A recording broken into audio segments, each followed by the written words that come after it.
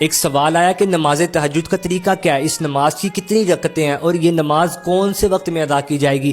بڑی توجہ کے ساتھ آپ نے سننا ہے۔ یاد رہے کہ نماز تہجد کا وقت نماز عشاء کے وقت شروع ہونے کے بعد سے لے کر فجر کا وقت شروع ہونے سے پہلے تک ہے، پہلے اس نماز کو ادا کیا جائے گا۔ لیکن ایک بات بڑی ضروری ہے کہ نماز عشاء کے کم از کم فرض ادا کرنے کے بعد کچھ دیر سونا لازمی ہے، چاہے کچھ سیکنڈ ہی کیوں نہ سویا جائے۔ کچھ دیر سونے کے بعد جب اٹھیں پھر نماز تہجد ادا کریں۔ اب اس نماز کی کتنی رکعتیں ہیں؟ کم از کم 2 اور زیادہ سے زیادہ 8۔ نبی پاک علیہ السلام نماز تہجد کی اکثر 8 رکعات ادا فرماتے۔ اب اس نماز کا طریقہ کیا؟ یاد رہے کہ نماز تہجد شروع کرنے سے پہلے آپ نے اس طرح نیت کرنی ہے کہ 2 رکعات نماز تہجد، اگر 4 پڑھنا چاہ رہے ہیں اکٹھی تو پھر 4 کی نیت کی جائے گی۔ اب بقیہ طریقہ وہی ہے جو عموماً نماز کا ہوتا ہے کہ ثنا، اعوذ باللہ، بسم اللہ، سورہ فاتحہ، پھر سورہ اخلاص یا کوئی اور سورت پڑھیں، پھر بقیہ طریقے کے ساتھ نماز کو مکمل کریں۔ اس طرح آپ کی نماز تہجد پوری ہو جائے گی۔ اور یاد رہے کہ یہ وہ عظیم نماز ہے کہ نبی پاک علیہ السلام کی سنت بھی ہے، اور یہ نماز بیماریوں کو، پریشانیوں کو ختم کرتی ہے۔